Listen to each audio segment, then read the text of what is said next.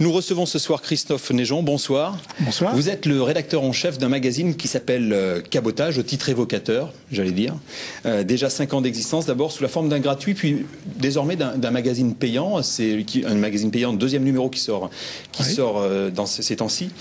Pouvez-vous nous expliquer la genèse et l'histoire de ce magazine, vous qui êtes d'abord un marin, je crois, et un journaliste? Oui, un journaliste navigant, disons. J'ai navigué le long des côtes, et puis à chaque fois que j'arrivais dans un port, quelque part, je me demandais ce qu'était cette ville, quelle était son histoire, à quoi correspondait ce que je voyais depuis le large et qui s'approchait petit à petit de moi. Et je n'ai jamais trouvé le média qui me donnait ces informations. Donc on n'est jamais mieux servi que par soi-même, et j'ai eu l'idée de le faire. Et il se trouve que écrire un guide sur la centaine de ports que compte la côte méditerranéenne française, si on se contente de la Méditerranée, ça demande 2 ou 3 ans de travail. Et cette idée n'aurait pas pu se réaliser parce qu'hélas, il faut travailler pour gagner sa vie.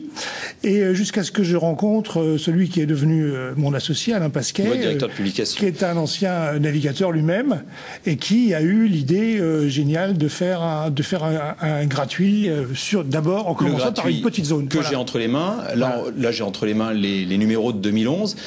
Nous allons être associés, nous, France 3 et vous-même, tous les mercredis de l'été, enfin, 5 mercredis à partir de mercredi prochain, donc pour faire visiter 5 ports. On commencera par Port-Camargue. Les ports, est-ce qu'ils sont bien connus des navigants, des plaisanciers que vous connaissez, que vous fréquentez finalement? Alors certains ports sont très connus, d'autres beaucoup moins, d'autres méritent d'être connus, comme on va s'intéresser notamment au Gros de Vindre avec Port-Chichoulet. Je ne pense pas qu'il y ait beaucoup de navigateurs qui ont l'habitude d'y faire escale.